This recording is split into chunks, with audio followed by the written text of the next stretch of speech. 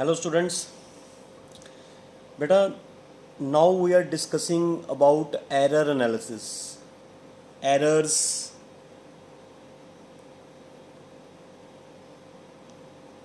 in measurements.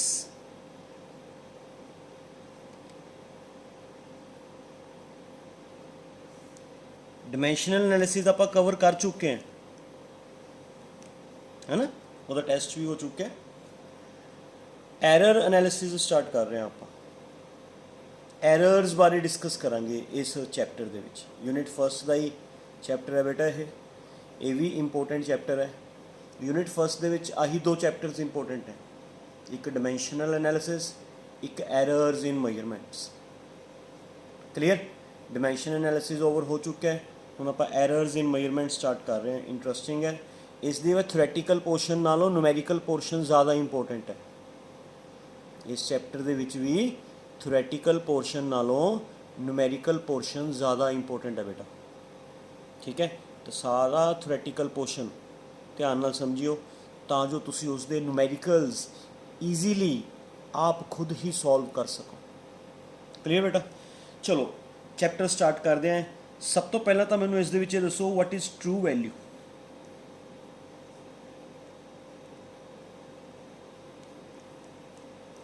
True value की होंगी है बेटा?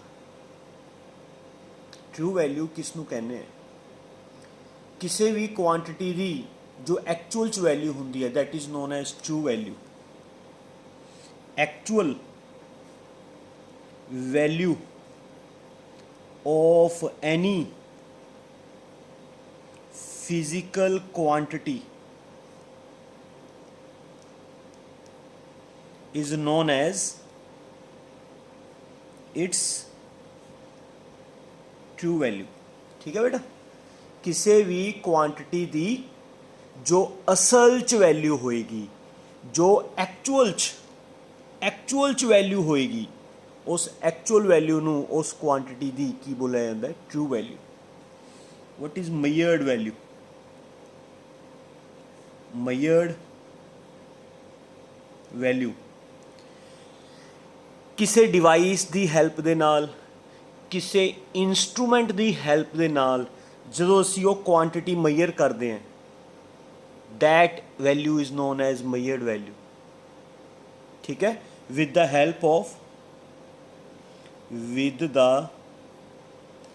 Help of some device, operators, instrument. Okay, the value which we observed, जिहड़ी value असी ऑब्जर्व करते हैं, is known as measured value। उसनू बोलते बेटा measured value। समझ गए की डिफरेंस है दोनों च? किसी भी क्वांटिटी दी जो असल च वैल्यू होएगी, एक्चुअल च वैल्यू होएगी, that is known as true value. And operators नाल, किसी डिवाइस नाल या किसी इंस्ट्रूमेंट नाल जदों असीं उहनूं ऑब्जर्व करांगे, उहनूं मेजर करांगे, that is known as measured value. हुण ये जरूरी नहीं भी मेजर्ड वैल्यू ट्रू वैल्यू दे इक्वल आवे। जिहड़ी मेजर्ड वैल्यू है बेटा, मेजर्ड वैल्यू ये ट्रू वैल्यू दे इक्वल भी आ सकती है, इस नालों ज़्यादा भी आ सकती है, घट भी आ सकती है। समझ गए? दोनों के विच जो डिफरेंस होएगा, difference between true value and measured value is known as error. इसनूं असीं एरर कहने। ट्रू वैल्यू ते मेजर्ड वैल्यू च जो डिफरेंस होएगा that is known as error. The difference between the true value and the measured value is known as error. ठीक है? हुण बेटा ट्रू वैल्यू चो जो असी मेजर्ड वैल्यू माइनस करांगे, ये एरर जिहड़ी आएगी, एरर ये प्लस च भी आ सकती है, माइनस च भी आ सकती है, जीरो भी आ सकती है। जे दोनों वैल्यूज़ इक्वल हैं फिर जीरो आएगी। जे ट्रू वैल्यू ज़्यादा है तो प्लस च आएगी, जे मेजर्ड वैल्यू ज़्यादा है तो माइनस च आएगी। तो प्लस च भी आ सकती है, माइनस च भी आ सकती है, जीरो भी आ सकती है। क्लीयर? कोई कन्फ्यूजन? तो बेटा एक तो तुसी आ कंसैप्ट याद रखना है भी true value minus measured value is known as error. ਹੁਣ ਅਗਰ ਅਸੀਂ ਟਰੂ ਵੈਲਿਊ ਫਾਈਂਡ ਕਰਨੀ ਹੈ ਕਿਸੇ ਕੁਆਂਟਿਟੀ ਦੀ ਤਾਂ ਅਸੀਂ ਮਈਅਰਡ ਵੈਲਿਊ ਉੱਧਰ ਲੈ ਜਾਈਏ, ਮਈਅਰਡ ਵੈਲਿਊ ਇੱਧਰ ਮਾਈਨਸ ਦਾ ਹੈ, ਦੂਸਰੀ ਸਾਈਡ ਜਾ ਕੇ ਇਹ ਪਲੱਸ ਦਾ ਹੋ ਜਾਏਗਾ, ਪਲੱਸ ਮਾਈਨਸ ਐਰਰ। ਮਤਲਬ ਕਿ ਮਈਅਰਡ ਵੈਲਿਊ 'ਚ ਐਰਰ ਨੂੰ ਪਲੱਸ ਕਰਕੇ ਜਾਂ ਮਾਈਨਸ ਕਰਕੇ ਤੁਸੀਂ ਟਰੂ ਵੈਲਿਊ ਫਾਈਂਡ ਆਊਟ ਕਰ ਸਕਦੇ ਹੋ। So this is the formula of true value. Okay, measured value 'ਚ ਐਰਰ ਪਲੱਸ ਜਾਂ ਮਾਈਨਸ ਕਰਕੇ ਅਸੀਂ ਟਰੂ ਵੈਲਿਊ ਫਾਈਂਡ ਆਊਟ ਕਰ ਸਕਦੇ ਹਾਂ। ਤਾਂ ਬੇਟਾ ਇਹ ਫਾਰਮੂਲਾ ਯਾਦ ਰੱਖਿਓ, ਮੈਂ ਇਹਨੂੰ ਯੂਜ਼ ਕਰਾਂਗਾ ਅੱਗੇ ਚੈਪਟਰ 'ਚ, ਜਦੋਂ ਅੱਗੇ ਵਧਾਂਗੇ ਨਾ ਆਪਾਂ ਯੂਜ਼ ਕਰਾਂਗੇ। ਲੇਕਿਨ ਉਸ ਤੋਂ ਪਹਿਲਾਂ ਆਪਾਂ ਐਰਰ ਦੀਆਂ ਟਾਈਪਸ ਸਟੱਡੀ ਕਰਦੇ ਹਾਂ ਬੇਟਾ। ਜਿਹੜੀ ਐਰਰ ਹੈ ਇਹ 3 ਟਾਈਪਸ ਦੀ ਹੁੰਦੀ ਹੈ। Error is of 3 types. ਜਿਹੜਾ ਫਸਟ ਹੁੰਦੀ ਹੈ that is systematic error. Systematic error. Second ਹੁੰਦੀ ਹੈ ਬੇਟਾ, second random error. And third ਹੁੰਦੀ ਹੈ ਗ੍ਰੋਸ ਐਰਰ। ਕਿਸ ਐਰਰ ਨੂੰ ਕੀ ਕਹਿੰਦੇ ਨੇ ਆਪਾਂ ਇਹ ਸਾਰਾ ਕੁਝ ਡਿਸਕਸ ਕਰਾਂਗੇ। ਪਹਿਲਾਂ ਐਰਰ ਬਾਰੇ ਸਟੱਡੀ ਕਰੀਏ, ਫਿਰ ਆਪਾਂ ਇਹ ਫਾਰਮੂਲਾ ਯੂਜ਼ ਕਰਕੇ ਅੱਗੇ ਨੂਮੈਰੀਕਲ ਸਟੱਡੀ ਕਰਾਂਗੇ। ਪਹਿਲਾਂ ਆਪਾਂ ਐਰਰਸ ਦੀ ਸਟੱਡੀ ਕਰਦੇ ਹਾਂ ਵੀ ਸਿਸਟਮੈਟਿਕ ਐਰਰ ਕਿਸ ਨੂੰ ਕਹਿੰਦੇ ਆ, ਕਿੰਨੇ ਟਾਈਪਸ ਦੀ ਹੁੰਦੀ ਹੈ, ਰੈਂਡਮ ਐਰਰ ਕੀ ਹੁੰਦੀ ਹੈ, ਗ੍ਰੋਸ ਐਰਰ ਕੀ ਹੁੰਦੀ ਹੈ, ਇਹ ਸਟੱਡੀ ਕਰਦੇ ਹਾਂ। ਠੀਕ ਹੈ, ਇਸ ਵਾਸਤੇ ਬੇਟਾ ਸਭ ਤੋਂ ਪਹਿਲਾਂ ਆਪਾਂ ਸਟੱਡੀ ਕਰਦੇ ਹਾਂ systematic error.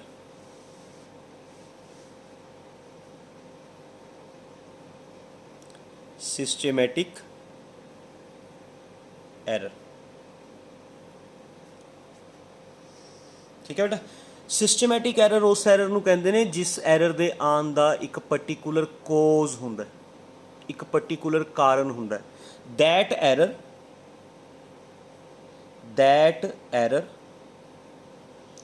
which occurs due to some particular cause, जिस दा कोई particular कारण होवे। That error which occurs due to some particular cause is known as systematic error। इस नूं systematic error कहा जाता है, जिस दे आन दा कारण पता होवे। हुण कारण पता है, जे कारण सानू पता है तो असी वो कारण जे रिमूव कर देंगे तो सिस्टमैटिक एरर खत्म हो जाएगी। मतलब असी सिस्टमैटिक एरर नू खत्म कर सकते हैं, एलिमीनेट कर सकते हैं असी सिस्टमैटिक एरर नू। बस उसका कारण डिटेक्ट कर लो भी वो एरर क्यों आई है ना, उसका कारण डिटेक्ट कर लो वो एरर क्यों आई है। जो कारण पता चल गया उस कारण नू रिमूव कर दो, हटा दो, सिस्टमैटिक एरर खत्म हो जाएगी। ठीक है, तो जेड़ी एरर एक पर्टिकुलर कोज करके आए, जिस एरर का कारण सानू पता होवे। ठीक है, ये एरर पॉजिटिव भी हो सकती है, नैगेटिव भी हो सकती है, जीरो भी हो सकती है। जीरो हुई तो फिर एरर ही कादी है ना, तो ये एरर पॉजिटिव भी हो सकती है, नैगेटिव भी हो सकती है। क्लीयर, तो कारण पता होवे जिसका अपन उस एरर नूं असीं की बोलते हैं, सिस्टमैटिक एरर। सिस्टमैटिक एरर बेटा कई तरह की होंदी है, काफ़ी तरह की होंदी है सिस्टमैटिक एरर। आप डिस्कस करते हैं किहड़ी किहड़ी तरह की होंदी। एक तो सिस्टमैटिक एरर होंदी है इंस्ट्रूमेंटल एरर।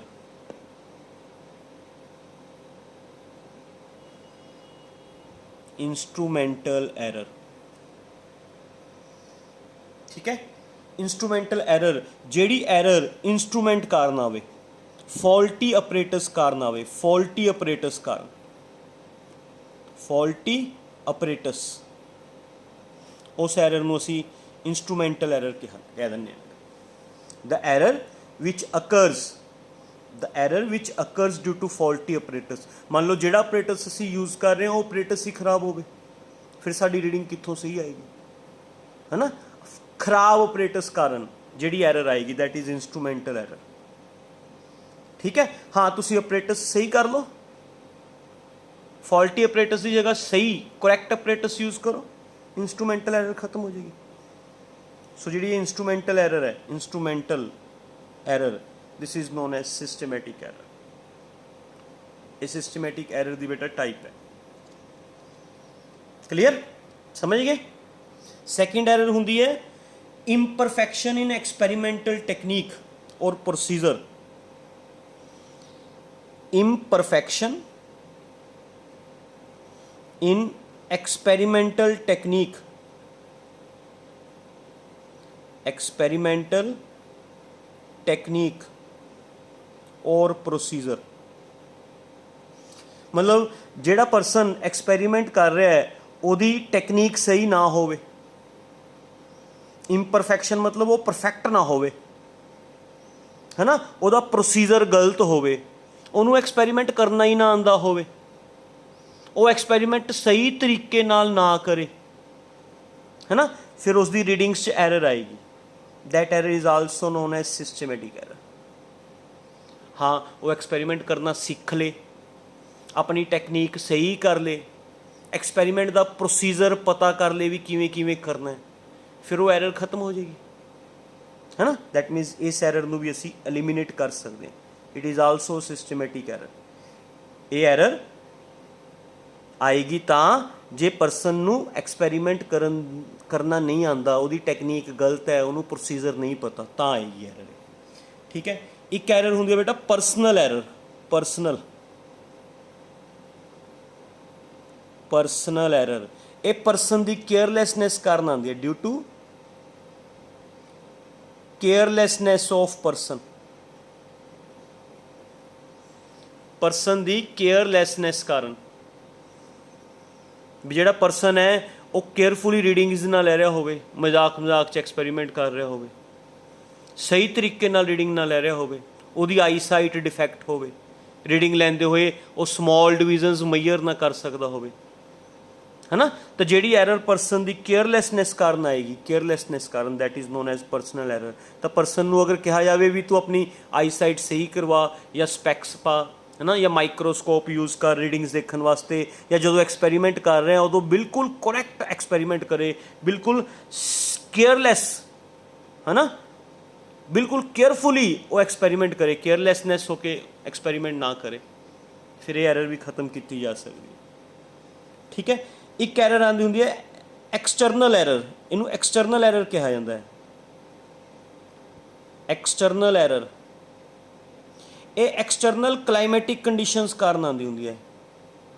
क्लाइमेटिक कंडीशंस कारण मतलब जो असी कोई एक्सपेरीमेंट गर्मियां च करांगे, हाई टैंपरेचर करके रीडिंग्स च फर्क आएगा। वही एक्सपेरीमेंट ठंड च करांगे, है ना, क्लाइमेट चेंज हो गया, रीडिंग्स च फर्क आएगा। अलग अलग एक्सपेरीमेंट्स दे अलग अलग मॉइस्चर वाली जगह पर करांगे, रेनी सीजन च करांगे, बरसात सीजन च करांगे, है ना, तो डिफरेंट क्लाइमेटिक कंडीशंस च डिफरेंट रीडिंग्स आनियां तो एरर आएगी। तो जिहड़ी एरर क्लाइमेटिक कंडीशंस कारण आवे, दैट इज़ एक्सटर्नल एरर, उन्होंने एक्सटर्नल एरर कहा जाता है। ये भी सिस्टमैटिक एरर है। ठीक है। इस करके जिहड़ा भी एक्सपेरीमेंट करना है वो एट NTP करो या SGP करो। एट NTP या SGP ते करोगे तो एक्सपेरीमेंट सही जाएगा, है ना, एरर नहीं आएगी, रीडिंग च कोई प्रॉब्लम नहीं आएगी। NTP ते लैब च जाके एट NTP या SGP ते करो, फिर करो एक्सपेरीमेंट, तो ये एरर भी एलिमिनेट की जा सकती है ना। एक एरर होंगी लीस्ट काउंट एरर बेटा। लीस्ट काउंट एरर ये एरर नूं जानन वास्ते, यस बेटा, ये वाली एरर नूं जानन वास्ते मैं तुहानूं दस दा लीस्ट काउंट की हुंदा।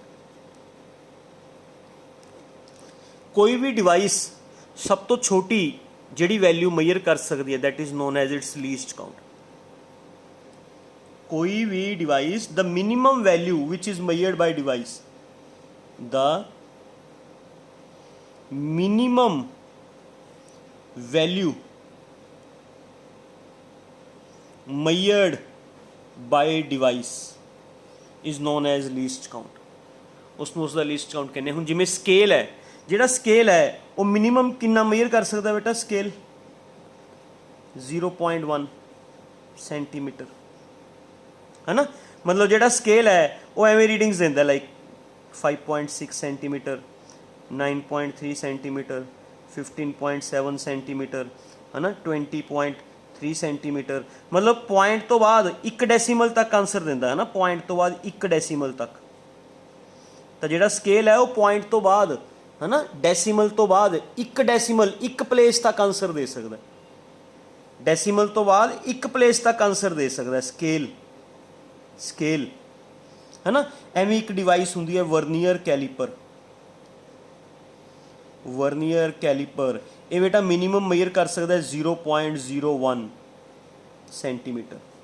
मतलब वर्नियर कैलीपर तो रीडिंग लओगे तो एवें रीडिंग आएगी 5.65, 9.32, है ना, 20.35 सेंटीमीटर एवें।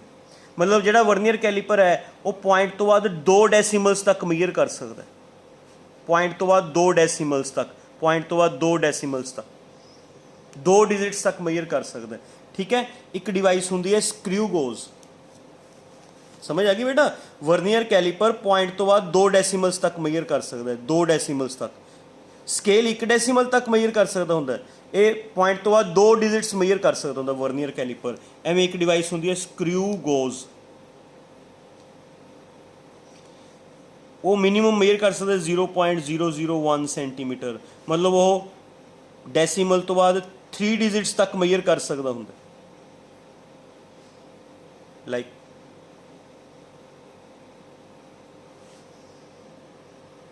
डेसीमल्स तो बाद 3 डिजिट्स तक मेजर कर सकता है स्क्रू गोज।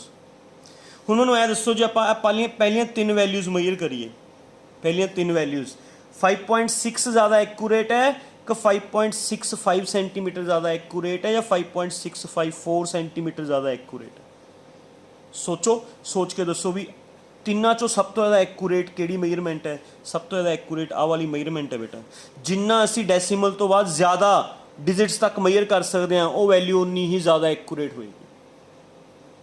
समझ गए। तो असी कहांगे भी स्केल दे नालों, स्केल ने भी रीडिंग दिती, वर्नियर कैलीपर ने भी reading the and screw gauge ने भी रीडिंग दी। स्केल नालों ज़्यादा एक्यूरेट रीडिंग की है वर्नियर कैलीपर की, वर्नियर कैलीपर नाल ज़्यादा एक्यूरेट रीडिंग की है स्क्रू गोज की। तो ये जिहड़ी एरर आई है ये किसी फॉल्टी ऑपरेटर्स कारण नहीं आई, ये किसी इंपरफेक्शन इन टेक्नीक कारण नहीं आई, पर्सन की केयरलैसनैस कारण नहीं आई, क्लाइमेटिक कंडीशन कारण नहीं आई। ये तो डिवाइस की ही एरर है भी वो डिवाइस कितना मेजर कर सकता है, डिवाइस की कैपेबिलिटी कितनी है मेजर करने की, वो एरर है बेटा। इनू लीस्ट काउंट एरर कहा जाता है। इस करके जो असी मेजरमेंट करनी होवे तो साडी कोशिश ये रहे भी असी वो डिवाइस यूज़ करिए जिसका लीस्ट काउंट सब तो घट होवे। जिमें स्क्रू गोज का लीस्ट काउंट है 0.001 सेंटीमीटर, वर्नियर कैलीपर का लीस्ट काउंट है 0.01 सेंटीमीटर, स्केल का लीस्ट काउंट होंगे 0.1 सेंटीमीटर। यदा मतलब है भी जो स्केल है वो डेसीमल तो बाद एक प्लेस तक मेजर कर सकता है, वर्नियर कैलीपर डेसीमल तो बाद 2 डिजिट्स मेजर कर सकता है एंड स्क्रू गोज डेसीमल तो बाद 3 डिजिट मेजर कर सकता है। जोड़ा डेसीमल तो बाद जिन्ने ज़्यादा डिजिट्स मेजर करके देगा वो उन्ना ही ज़्यादा एक्यूरेट होएगा। तो बेटा स्केल नालों ज़्यादा एक्यूरेट वर्नियर कैलीपर होया, वर्नियर कैलीपर नाल ज़्यादा एक्यूरेट स्क्रू गोज होया। So that error which occurs due to the least count of instrument, due to the least count of instrument is known as least count error. ये सारी systematic error है बेटा, all are systematic error, है ना। Revise करिए। Instrumental error आएगी due to faulty operators, imperfection in technique वाली ए वाली एरर आएगी जे परसन ਨੂੰ ਐਕਸਪੈਰੀਮੈਂਟ ਕਰਨਾ ਨਾ ਆਉਂਦਾ ਹੋਵੇ, ਉਹਦੀ ਟੈਕਨੀਕ ਗਲਤ ਹੋਵੇ, ਉਹਦਾ ਪ੍ਰੋਸੀਜਰ ਨਾ ਪਤਾ ਹੋਵੇ ਉਹਨੂੰ। ਪਰਸਨਲ ਐਰਰ ਆਏਗੀ ਉਸਦੀ ਕੇਅਰਲੈਸਨੈਸ ਕਾਰਨ ਜਾਂ ਪਰਸਨ ਦੀ ਆਈਸਾਈਟ ਡਿਫੈਕਟ ਹੋਵੇ। ਐਕਸਟਰਨਲ ਐਰਰ ਆਏਗੀ ਡਿਊ ਟੂ ਕਲਾਈਮੈਟਿਕ ਕੰਡੀਸ਼ਨਸ ਕਾਰਨ, ਹੈ ਨਾ। ਅਤੇ ਲੀਸਟ ਕਾਊਂਟ ਐਰਰ ਆਏਗੀ ਆਪਰੇਟਰਸ ਦੇ ਲੀਸਟ ਕਾਊਂਟ ਕਾਰਨ, ਹੈ ਨਾ। ਇਹਨਾਂ ਸਾਰਿਆਂ ਦੇ ਸਾਨੂੰ ਕਾਰਨ ਪਤਾ ਨੇ, ਕੋਜ਼ਿਸ ਪਤਾ ਨੇ। ਅਤੇ ਜਿਸ ਦਾ ਕੋਜ਼ ਪਤਾ ਹੋਏਗਾ that is known as systematic error. ਜਿਹੜੀ ਐਰਰ ਇੱਕ ਸਿਸਟਮ ਨਾਲ ਆਵੇ, एक पर्टिकुलर रीजन नाल आवे, एक पर्टिकुलर कारण दे कारण आवे, है ना, that is systematic error. And systematic error नूं असीं एलिमीनेट कर सकते हैं, असीं खत्म कर सकते हैं उहदा कारण खत्म करके। जो एरर फॉल्टी ऑपरेटर्स कारण आ रही है, फॉल्टी ऑपरेटर सही कर लो, खत्म हो जाएगी। इंपरफेक्शन इन टेक्नीक कारण आ रही है तो एक्सपेरीमेंट करना सीख लो, पहला उहदा प्रोसीजर पता कर लो, टेक्नीक पता कर लो, है ना। परसन की केयरलैसनैस कारण आ रही है, केयरफुल हो जाओ। एक्सटर्नल क्लाइमेटिक कंडीशन ਕਰਨ ਆ ਰਹੀ ਹੈ NTP ਤੇ ਪਰਫਾਰਮ ਕਰੋ। ਲੀਸਟ ਕਾਊਂਟ ਕਰਨ ਆ ਰਹੀ ਹੈ ਤਾਂ ਉਹ ਆਪਰੇਟਰਸ ਯੂਜ਼ ਕਰ ਲਓ ਜਿਸ ਦਾ ਲੀਸਟ ਕਾਊਂਟ ਸਭ ਤੋਂ ਘੱਟ ਹੋਵੇ, ਐਰਰ ਕੱਢ ਜੂਗੀ। ਅਸੀਂ ਐਰਰ ਖਤਮ ਕਰ ਸਕਦੇ ਹਾਂ, ਸਿਸਟਮੈਟਿਕ ਐਰਰ ਖਤਮ ਕੀਤੀ ਜਾ ਸਕਦੀ ਹੈ। ਕਲੀਅਰ ਬੇਟਾ। ਹੁਣ ਅਸੀਂ ਡਿਸਕਸ ਕਰਾਂਗੇ ਸਿਸਟਮੈਟਿਕ ਐਰਰ ਹੋ ਗਈ, ਦੇਖੋ ਸਿਸਟਮੈਟਿਕ ਐਰਰ। ਹੁਣ ਅਸੀਂ ਡਿਸਕਸ ਕਰਾਂਗੇ ਰੈਂਡਮ ਐਰਰ। ਰੈਂਡਮ ਐਰਰ ਕੀ ਹੁੰਦੀ ਹੈ ਬੇਟਾ? ਕਲੀਅਰ। Wait a minute.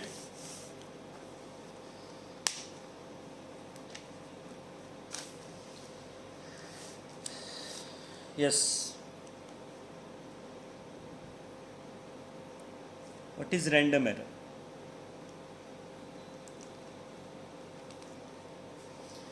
ਉਹ ਐਰਰ ਜਿਸ ਦਾ ਕੋਈ ਕਾਰਨ ਨਾ ਹੋਵੇ, that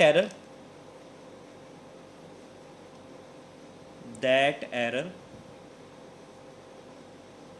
which occurs without any cause, ਬਿਨਾ ਕਾਰਨ ਤੋਂ ਹੀ ਆਵੇ, ਜਿਸ ਦਾ ਕਾਰਨ ਨਾ ਪਤਾ ਹੋਵੇ, ਔਰ whose cause is not known, ਜਿਸ ਦਾ ਕਾਰਨ ਨਾ ਪਤਾ ਹੋਵੇ, ਉਸ ਐਰਰ ਨੂੰ ਰੈਂਡਮ ਐਰਰ ਕਹਿੰਦੇ। ਹੁਣ ਕਿਉਂਕਿ ਇਹਦਾ ਕਾਰਨ ਨਹੀਂ ਪਤਾ ਤਾਂ ਅਸੀਂ ਇਹਨੂੰ ਖਤਮ ਵੀ ਨਹੀਂ ਕਰ ਸਕਦੇ। ਖਤਮ ਤਾਂ ਹੀ ਕਰਾਂਗੇ ਨਾ ਜੇ ਸਾਨੂੰ ਇਹਦਾ ਕਾਰਨ ਪਤਾ ਹੋਏਗਾ। ਤਾਂ ਜਦੋਂ ਕਿਉਂਕਿ ਸਾਨੂੰ ਇਹਦਾ ਕਾਰਨ ਨਹੀਂ ਪਤਾ, ਇਹਦਾ ਕੋਜ਼ ਨਹੀਂ ਪਤਾ, ਇਸ ਕਰਕੇ ਇਹ ਐਰਰ ਖਤਮ ਨਹੀਂ ਕੀਤੀ ਜਾ ਸਕਦੀ, ਐਲੀਮੀਨੇਟ ਨਹੀਂ ਕੀਤੀ ਜਾ ਸਕਦੀ। ਦਿਸ error can't be eliminate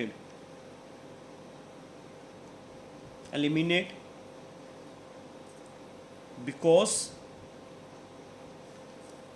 we don't know its cause, ਸਾਨੂੰ ਇਸ ਦਾ ਕਾਰਨ ਨਹੀਂ ਪਤਾ, ਇਸ ਕਰਕੇ ਅਸੀਂ ਇਹ ਐਰਰ ਖਤਮ ਨਹੀਂ ਕਰ ਸਕਦੇ। ਬਟ ਅਸੀਂ ਇਹ ਐਰਰ ਘਟਾ ਸਕਦੇ ਹਾਂ, ਬਟ ਐਲੀਮੀਨੇਟ ਨਹੀਂ ਕਰ ਸਕਦੇ, ਡਿਕਰੀਜ਼ ਕਰ ਸਕਦੇ ਹਾਂ। ਵੀ ਕੈਨ ਮਿਨੀਮਾਈਜ਼ ਜਾਂ ਡਿਕਰੀਜ਼ ਦਿਸ ਐਰਰ। ਕਿਵੇਂ? By taking large number of observations of that physical quantity, ਜਿਹੜੀ ਕੁਆਂਟਿਟੀ ਅਸੀਂ ਮੇਜਰ ਕਰਨੀ ਹੈ ਉਸ ਦੀਆਂ ਬਹੁਤ ਸਾਰੀਆਂ ਆਬਜ਼ਰਵੇਸ਼ਨਸ ਲੈ ਲਓ। then by taking mean of these observations, we can minimize this error। ਜਿਵੇਂ ਫੋਰ ਐਗਜ਼ਾਮਪਲ ਅਸੀਂ ਲੈਂਥ ਮੇਜਰ ਕਰਨੀ ਹੈ, for example we can measure length of device, ਕਿਸੇ ਦੀ ਲੈਂਥ ਮੇਜਰ ਕਰਨੀ ਹੈ, then we measure, ਹੈ ਨਾ, ਜਾਂ we take large number of observations, बहुत सारिया ऑब्जरवेशनस ले लो, बहुत सारिया लेंथ दियाँ, बहुत सारिया, ठीक है। उन्होंने सारिया ऑब्जरवेशनस का मीन ले लो।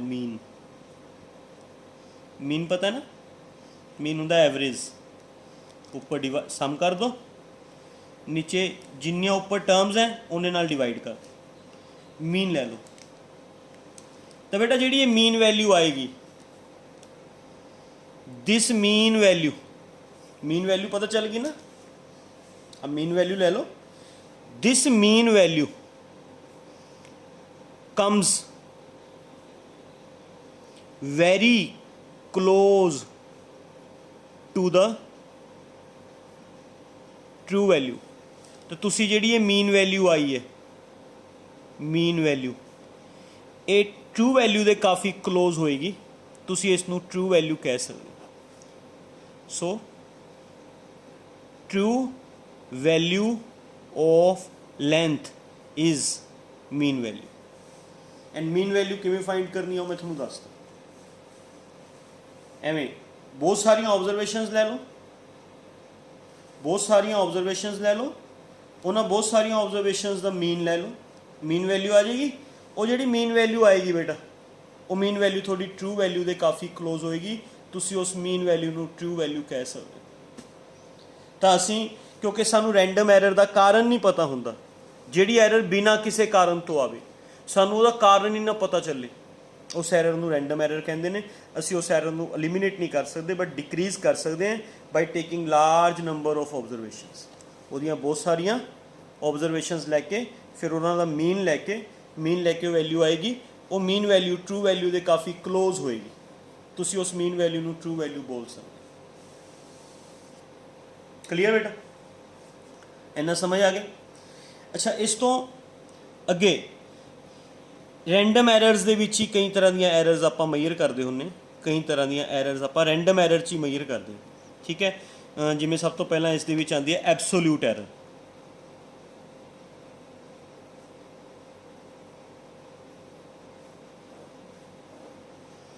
एब्सोल्यूट एरर होंदी है the difference between the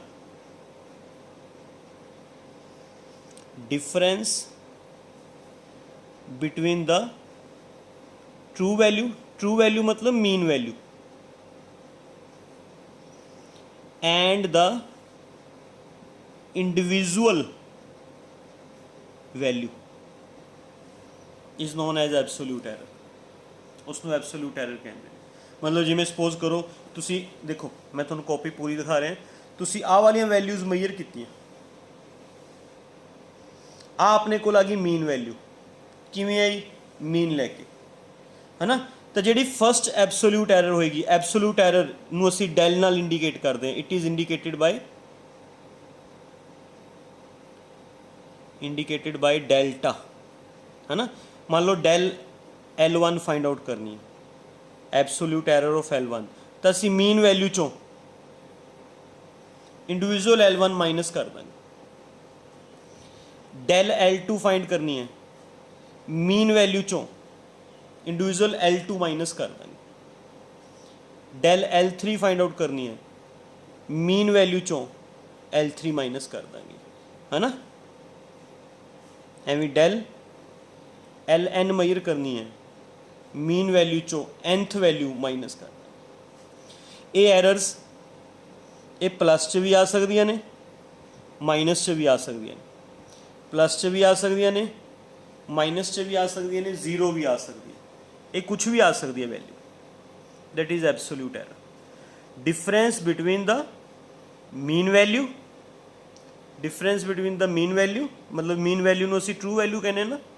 difference between the true value and the individual value is known as absolute error, indicated by del. ठीक है, तो एवं एब्सोल्यूट एरर फाइंड आउट कर सकते हैं। इस एक होंदी है मीन एब्सोल्यूट एरर बेटा।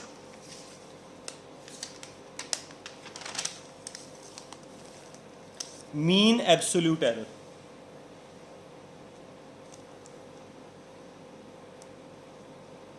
Mean absolute error denoted by del, del नाल बस नाल एम पा दें, या ये उपर एवं बार भी पा सकते हैं। This is also mean value. ये दो तरीके ने mean error mean absolute error represent करन दे। तां ये हुंदा बेटा the mean of it may be defined as the mean of absolute values of all absolute errors। जिन्नियां भी absolute errors आईयां ने उन्हां दी absolute value the mean absolute error। बेटा ये तो सी absolute error, this is absolute error and absolute error आ वालियां आ गईयां किवें आईयां, इस तरीके नाल आईयां। तो ये जिहड़ियां एब्सोल्यूट एरर्स आईयां ਇਹਨਾਂ ਸਾਰੀਆਂ ਐਬਸੋਲਿਊਟ ਐਰਰਸ ਦੀ ਐਬਸੋਲਿਊਟ ਵੈਲਿਊ ਇਹਨੂੰ ਕਹਿੰਦੇ ਹੁੰਦੇ ਨੇ ਬੇਟਾ, ਐਬਸੋਲਿਊਟ ਵੈਲਿਊਜ਼ ਦਾ ਮੀਨ, ਸਾਰਿਆਂ ਦੀ ਐਬਸੋਲਿਊਟ ਵੈਲਿਊਜ਼ ਦਾ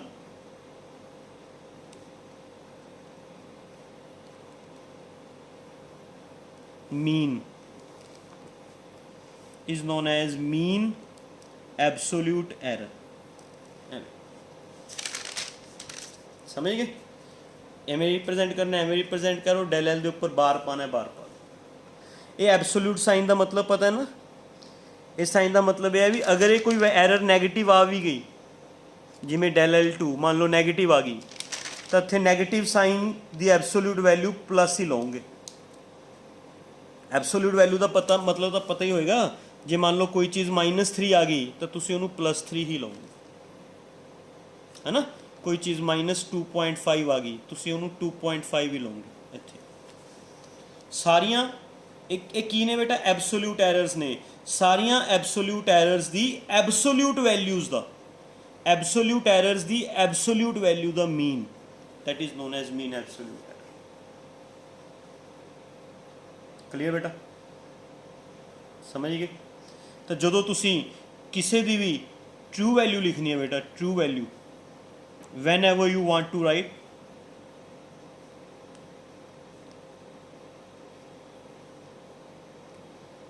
राइट ट्रू वैल्यू, तो मैं थोनों ट्रू वैल्यू स्टार्टिंग फार्मूला दसिया सी, दसिया सी ना बेटा, देखो true value is equal to measured value plus minus error.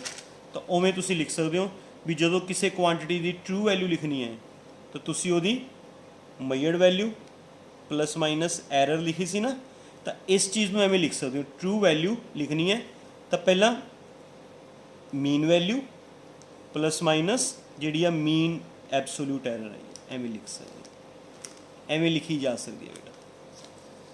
G mean value आई है, आ वाली मीन वैल्यू लिख सकते हो, एरर डेल एम आ वाली एरर लिख सकते, एवें ट्रू वैल्यू लिखी जाए। ठीक है, इस एक एरर होर होंदी है फ्रैक्शनल एरर, रिलेटिव एरर और फ्रैक्शनल एरर, दो नाम है बेटा, रिलेटिव एरर और फ्रैक्शनल एरर।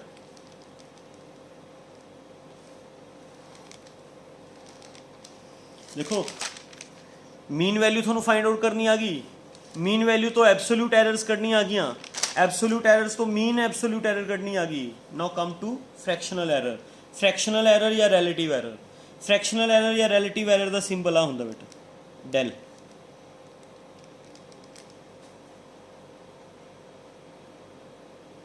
आ सिंबल होंदा फ्रैक्शनल एरर ते relative error. Clear? Okay, relative error और फ्रैक्शनल एरर द सिंबल आ होंदा है, it may be defined as the, चलो उधर लिख देना मैं बेटा, it may be defined as the ratio of mean absolute error to the mean value। मतलब जो फ्रैक्शनल एरर फाइंड करनी है तो मीन एब्सोल्यूट एरर आ वाली बेटा, मीन एब्सोल्यूट एरर तो मीन वैल्यू दी रेशो ले लो, थोड़े को रिलेटिव एरर आ जाए, चाहे तुम इनू रिलेटिव एरर कह दो चाहे तुम इनू फ्रैक्शनल एरर कह दो। रिलेटिव एरर और fractional error both are the same thing, है ना। तो जी थोड़ी आ मीन एब्सोल्यूट एरर आई सी आ वाली अपॉन मीन वैल्यू, ये आ जाएगी रिलेटिव एरर या फ्रैक्शनल एरर। एक होंदी है last percentage error, percentage error, percentage error कुछ खास नहीं बेटा, परसेंटेज एरर जो रिलेटिव एरर है ना, 100 नाल मल्टीप्लाई करके पीछे परसेंट का साइन पा दो बस, मतलब del M L upon mean value into 100 पीछे परसेंट, मतलब जो रिलेटिव एरर आई है, उन्होंने 100 नाल मल्टीप्लाई कर दो, पिछे परसेंट का साइन पाओ, that is known as percentage error. मैं थोड़ा एक नुमेरिकल अटैम्प्ट करके दिखाना पूरा, सारा नुमेरिकल अटैम्प्ट करके दिखाना थोड़ा। ਤੁਹਾਨੂੰ ਪਤਾ ਚੱਲ ਜਾਏਗਾ ਫਿਰ। ਕਲੀਅਰ ਬੇਟਾ? ਪਰ ਨੂਮੈਰੀਕਲ ਅਟੈਂਪਟ ਕਰਨ ਤੋਂ ਪਹਿਲਾਂ ਆਪਾਂ ਇਹ ਤੀਸਰੀ ਟਾਈਪ ਸਟੱਡੀ ਕਰ ਲਈਏ ਬੇਟਾ, ਆ ਥਰਡ ਟਾਈਪ ਜਿਸ ਨੂੰ ਅਸੀਂ ਬੋਲਦੇ ਹਾਂ ਗ੍ਰੋਸ ਐਰਰ। ਆਹ ਵਾਲੀ ਨਾ, ਸੌਰੀ ਆਹ ਵਾਲੀ ਗ੍ਰੋਸ ਐਰਰ। ਗ੍ਰੋਸ ਐਰਰ ਕੀ ਹੁੰਦੀ ਹੈ ਬੇਟਾ, ਉਹ ਸਟੱਡੀ ਕਰ ਲਈਏ। ਫਿਰ ਤੁਹਾਨੂੰ ਮੈਂ ਇਹ ਸਾਰੀ ਜਿਹੜੀ ਰੈਂਡਮ ਐਰਰ ਹੈ, ਰੈਂਡਮ ਐਰਰ ਦਾ ਇੱਕ ਨੂਮੈਰੀਕਲ ਸੋਲਵ ਕਰਕੇ ਦਿਖਾਣਾ। ਗ੍ਰੋਸ ਐਰਰ ਜਿਹੜੀ ਆਉਂਦੀ ਹੁੰਦੀ ਹੈ ਬਹੁਤ ਵੱਡੀ ਹੁੰਦੀ ਹੈ। It is in large quantity. ਛੋਟੀ ਮੋਟੀ ਐਰਰ ਨਹੀਂ ਹੁੰਦੀ, ਬਹੁਤ ਵੱਡੀ ਬਲੰਡਰ ਮਿਸਟੇਕ ਹੁੰਦੀ ਹੈ। ਬਲੰਡਰ ਮਿਸਟੇਕ ਜਿਹੜੀ ਆਉਂਦੀ ਹੈ due to carelessness of observer. Carelessness of observer. Okay, ਇਸ ਐਰਰ ਦੇ ਆਉਣ ਦਾ ਕਾਰਨ ਆਬਜ਼ਰਵਰ ਦੀ ਕੇਅਰਲੈਸਨੈਸ ਹੁੰਦੀ ਹੈ। ਮਤਲਬ ਆਬਜ਼ਰਵਰ ਬਿਲਕੁਲ ਕੇਅਰਫੁਲ ਨਹੀਂ ਹੁੰਦਾ, ਜਾਣਾ ਈਸਟ ਵੱਲ ਹੁੰਦਾ ਜਾਂ ਹੀ ਵੈਸਟ ਵੱਲ ਜਾਂਦਾ ਹੁੰਦਾ ਹੈ ਨਾ, ਜਾਣਾ ਨਾਰਥ ਵੱਲ ਹੈ ਜਾਂ ਕਿੱਧਰ ਨੂੰ ਰਿਹਾ, ਸਾਊਥ ਵੱਲ। ਬਲੰਡਰ ਮਿਸਟੇਕ ਕਰ ਰਿਹਾ ਹੈ ਨਾ, ਬਿਨਾਂ ਕੁਝ ਸੋਚੇ ਸਮਝੇ ਕਰੀ ਜਾਂਦਾ। That type is known as gross error, ਜਿਹੜੀ ਐਰਰ ਬਹੁਤ ਲਾਰਜ ਕੁਆਂਟਿਟੀ 'ਚ ਹੋਏਗੀ। ਦੇਖੋ ਸਟੂਡੈਂਟਸ ਕਨਫਿਊਜ਼ ਹੋ ਸਕਦੇ ਨੇ ਵੀ ਸਰ ਕੇਅਰਲੈਸਨੈਸ ਆਫ ਆਬਜ਼ਰਵਰ ਕਾਰਨ ਤਾਂ ਆ ਸਿਸਟਮੈਟਿਕ ਐਰਰ ਆਉਂਦੀ ਹੁੰਦੀ ਸੀ, ਪਰਸਨਲ ਐਰਰ ਕਹਿੰਦੇ ਹੁੰਦੇ। ਬਟ ਪਰਸਨਲ ਐਰਰ ਬੇਟਾ ਸਮੋਲ ਕੁਆਂਟਿਟੀ 'ਚ ਆਏਗੀ। ਜਿਵੇਂ ਸਪੋਜ਼ ਫੋਰ ਐਗਜ਼ਾਮਪਲ ਆਪਣਾ ਆਂਸਰ ਆਉਣਾ 2.5, ਤਾਂ ਪਰਸਨਲ ਐਰਰ ਕਾਰਨ 2.6 ਆ ਸਕਦਾ, 2.7 ਆ ਸਕਦਾ। ਗ੍ਰੋਸ ਐਰਰ ਹੋਏਗੀ ਵੀ ਆਂਸਰ ਆਣਾ 2.5, 2.5 ਇਜ਼ ਦਾ ਆਂਸਰ, ਤੁਸੀਂ ਆਂਸਰ ਕੱਢ ਰਹੇ ਹੋ 100 ਹੈ ਨਾ, ਆਂਸਰ ਕੱਢ ਰਹੇ ਹੋ 1000, ਤਾਂ ਦਿਸ ਇਜ਼ ਬਲੰਡਰ ਐਰਰ ਹੈ ਨਾ। ਬਹੁਤ ਵੱਡੀ ਐਰਰ ਜਿਹੜੀ ਹੋਏਗੀ, ਜਿਹੜੀ ਆਬਜ਼ਰਵਰ ਦੀ ਕੇਅਰਲੈਸਨੈਸ ਕਾਰਨ ਆਏਗੀ, that is known as gross error. ਇਹ ਐਰਰ ਦੀਆਂ ਟਾਈਪਸ ਸੀਗੀਆਂ ਸਾਰੀਆਂ, ਐਰਰ ਐਂਡ ਉਹਦੀਆਂ ਟਾਈਪਸ ਕਵਰ ਕਰ ਲਈਆਂ। ਹੁਣ ਆਪਾਂ ਇੱਕ ਨੂਮੈਰੀਕਲ ਅਟੈਂਪਟ ਕਰਦੇ ਹਾਂ ਜਿਸ 'ਚ ਆਪਾਂ ਇਹ ਰੈਂਡਮ ਐਰਰ ਦੀ ਸੋਲਵ ਕਰਾਂਗੇ। ਪਹਿਲਾਂ ਮੀਨ ਵੈਲਿਊ ਫਾਈਂਡ ਆਊਟ ਕਰਾਂਗੇ। ਪਹਿਲਾਂ ਕੀ ਫਾਈਂਡ ਆਊਟ ਕਰਾਂਗੇ ਬੇਟਾ, ਮੀਨ ਵੈਲਿਊ ਫਾਈਂਡ ਆਊਟ ਕਰਾਂਗੇ। ਫਿਰ ਅਸੀਂ ਫਾਈਂਡ ਆਊਟ ਕਰਾਂਗੇ ਐਬਸੋਲਿਊਟ ਐਰਰਸ ਫਾਈਂਡ ਆਊਟ ਕਰਾਂਗੇ, ਐਬਸੋਲਿਊਟ ਐਰਰਸ ਐਵੇਂ ਹੈ ਨਾ। ਫਿਰ ਮੀਨ ਐਬਸੋਲਿਊਟ ਐਰਰ ਫਾਈਂਡ ਆਊਟ ਕਰਾਂਗੇ, ਮੀਨ ਐਬਸੋਲਿਊਟ ਐਰਰ ਫਾਈਂਡ ਆਊਟ ਕਰਾਂਗੇ। ਫਿਰ ਰਿਲੇਟਿਵ ਐਰਰ ਫਾਈਂਡ ਆਊਟ ਕਰਾਂਗੇ, ਰਿਲੇਟਿਵ ਐਰਰ ਹੈ ਨਾ। ਫਿਰ ਪਰਸੈਂਟੇਜ ਐਰਰ ਫਾਈਂਡ ਕਰਾਂਗੇ। ਠੀਕ ਹੈ, ਵੇਟ ਕਰੋ, ਮੈਂ ਪਹਿਲਾਂ ਤੁਹਾਨੂੰ ਸਟੇਟਮੈਂਟ ਲਿਖ ਦਿੰਦਾ। ਸਟੇਟਮੈਂਟ ਅੱਛਾ, ਜ਼ਰੂਰੀ ਨਹੀਂ ਐਲ ਦੀ ਫਾਰਮ 'ਚ ਹੀ ਹੋਏਗਾ ਸਾਰਾ ਕੁਝ ਮੇਜਰ, ਲੈਂਥ ਦੀ ਫਾਰਮ 'ਚ ਹੀ ਹੋਏਗਾ। ਜੇ ਟਾਈਮ ਹੈ ਤਾਂ ਅਸੀਂ ਟੀ ਦੀ ਫਾਰਮ 'ਚ ਲਿਖ ਸਕਦੇ ਹਾਂ, ਟਾਈਮ ਹੈ ਟੀ ਦੀ ਫਾਰਮ 'ਚ ਲਿਖ ਸਕਦੇ ਹਾਂ। ਡਿਸਟੈਂਸ ਹੈ ਐਸ ਦੀ ਫਾਰਮ 'ਚ ਲਿਖ ਸਕਦੇ ਹਾਂ, ਐਕਸ ਦੀ ਫਾਰਮ 'ਚ ਲਿਖ ਸਕਦੇ ਹਾਂ, ਐਕਸ ਐਸ ਹੈ ਨਾ।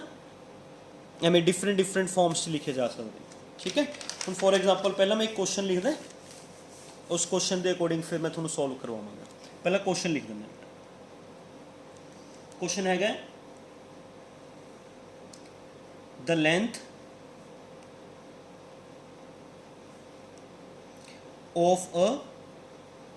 length of a device is measured with vernier caliper and is found to be 1.29, 1.33, 1.34, 1.35, 1.32, 1.30, 36, 1.30 and 1.33, 1 2 3 4 5 6 7 8, 1 2 हाँ 8 टाइम्स ਉਹਦੀ ਆਬਜ਼ਰਵੇਸ਼ਨਸ ਲੈ ਲਿੱਤੀਆਂ ਗਈਆਂ। Calculate it's percentage error. ਤੁਹਾਨੂੰ ਕੁਐਸਚਨ ਇੰਨਾ ਆ ਗਿਆ। ਹੁਣ ਪਰਸੈਂਟੇਜ ਐਰਰ ਦਾ ਕੁਐਸਚਨ ਆ ਗਿਆ, ਐਵੇਂ ਨਾ ਸਮਝ ਲਿਓ ਵੀ ਇਕੱਲੀ ਪਰਸੈਂਟੇਜ ਐਰਰ ਕੱਢਣੀ ਪਏਗੀ। ਪਰਸੈਂਟੇਜ ਐਰਰ ਕੱਢਣ ਵਾਸਤੇ ਲਿਸਨ, ਸਾਨੂੰ ਮੀਨ ਐਬਸੋਲਿਊਟ ਐਰਰ ਕੱਢਣੀ ਪਏਗੀ, ਮੀਨ ਵੈਲਿਊ ਫਾਈਂਡ ਆਊਟ ਕਰਨੀ ਪਏਗੀ ਹੈ ਨਾ। ਇਹ ਸਾਰਾ ਪ੍ਰੋਸੈਸ ਸ਼ੁਰੂ ਤੋਂ ਕਰਨਾ ਪਏਗਾ ਮਤਲਬ ਹੈ ਨਾ। ਤਾਂ ਕਿਵੇਂ ਕਰਨਾ ਬੇਟਾ, ਇਹ ਸਾਨੂੰ ਦੇਖੋ L1 ਹੋ ਗਈ 1.29, L2 ਹੋ ਗਈ 1.33, L3 ਹੋ ਗਿਆ 1.34, L4 ਹੋ ਗਿਆ 1.35, L5 1.32, L6 1.36, L7 1.30, L8 1.33। सब तो पहला तो आप इसकी मीन वैल्यू फाइंड आउट करो up to L8। Total 8 lengths हैं, 8 नाल डिवाइड कर रहा है। तो जो असी इसकी मीन वैल्यू फाइंड आउट करांगे 1.29, 1.33, 1.34, 1.35, 1.32, 1.36, 1.30, 1.32 डिवाइडेड बाय 8 है ना। With the help of calculator की हेल्प लैनी पेगी तुहानूं।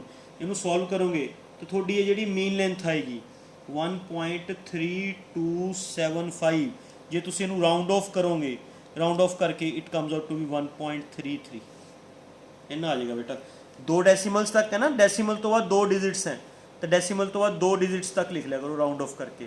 7 है ना, 5 तो वड्डा है, 5 तो वड्डा है तो राउंड ऑफ करके पहला डिजिट 1 वधा देंगे। ओके, तो बेटा ये मीन वैल्यू आ गई, दिस इज मीन वैल्यू। हुण असीं फाइंड आउट करांगे एब्सोल्यूट एरर्स।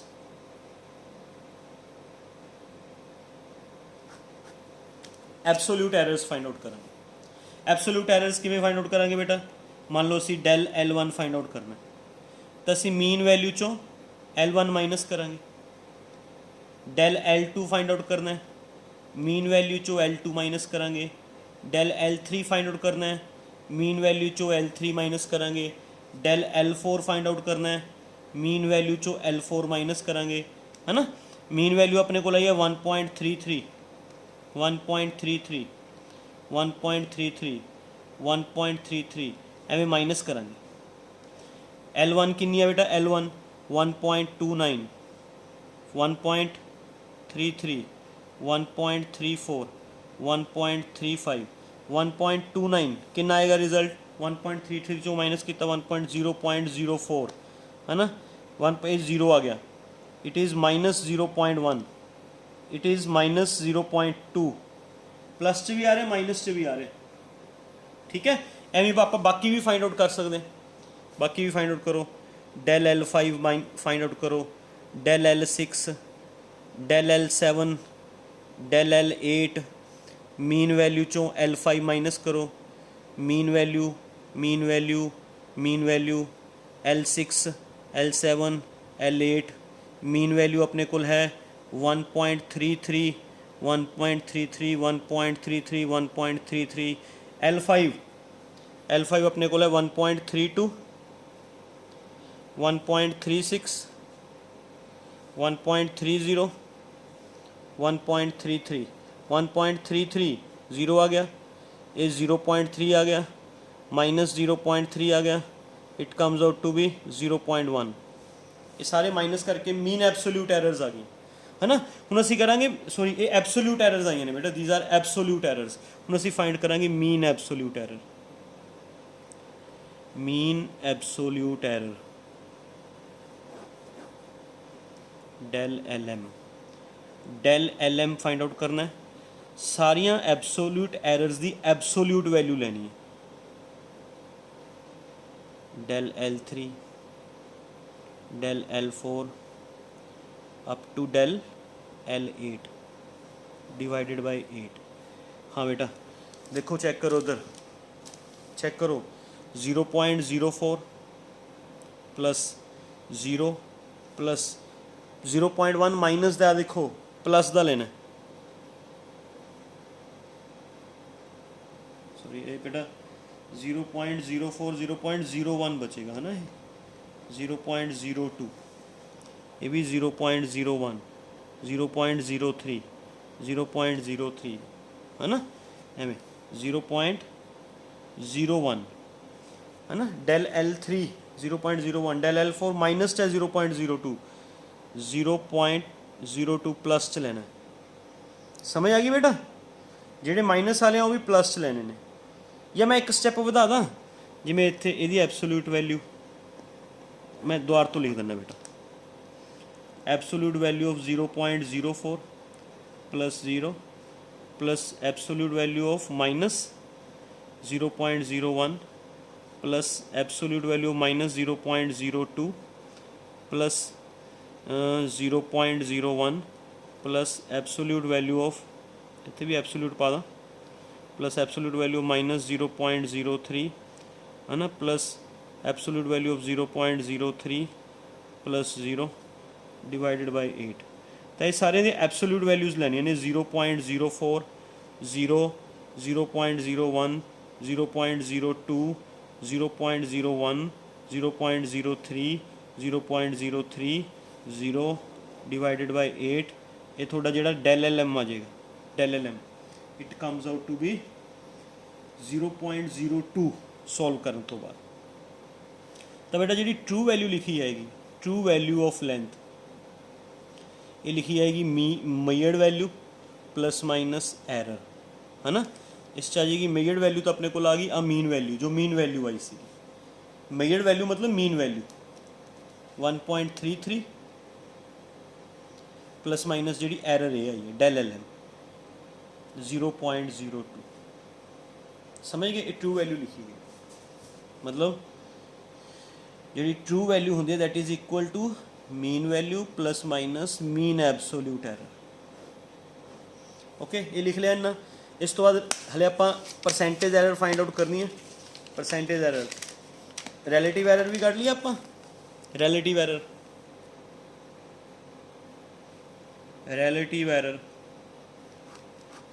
रिलेटिव एरर सीगी mean value sorry mean absolute error upon mean value mean absolute error upon mean value. Mean absolute error अपने को आई है 0.02 एंड मीन वैल्यू सी 1.33 solve करके रिलेटिव एरर आ जाएगी बेटा जिमें सॉल्व कर लोगे तुम इनू ठीक है। ये रिलेटिव एरर आ जाएगी थोड़ी 0.015 राउंड ऑफ कर लोगे 2 डेसिमल्स तक 0.02 एवं राउंड ऑफ कर लोगे ठीक है। राउंड ऑफ नहीं करना रहन तो कोई गल नहीं जिन्ना आंसर आया उन्ना लिख लो एवं लिख सकते रिलेटिव एरर। फिर तुसी परसेंटेज एरर फाइंड आउट करनी है परसेंटेज एरर फाइंड आउट करनी है। परसेंटेज एरर वास्ते जो रिलेटिव एरर आई है उन्होंने 100 नाल मल्टीप्लाई परसेंट रिलेटिव एरर है 0.015 100 नाल मल्टीप्लाई है ना ये 1.5% इज द परसेंटेज एरर। एवं तुसी पूरा क्वेश्चन सॉल्व करना बेटा रैंडम एरर का क्लीयर। रैंडम एरर च जो थोड़ा रिलेटिव एरर भी पूछ लीती गई तो रिलेटिव एरर तक करके छड़ दो। जे परसेंटेज एरर पूछ लीती गई तो थोड़ा सारा ही सॉल्व करना पड़ेगा बेटा नहीं तो जिन्ना उन्होंने क्वेश्चन पूछा उन्ना सॉल्व कर क्लीयर अंडरस्टैंड। इस तो अगे बाकी फिर नैक्सट वीडियो डिस्कस करांगे। Thank you very much.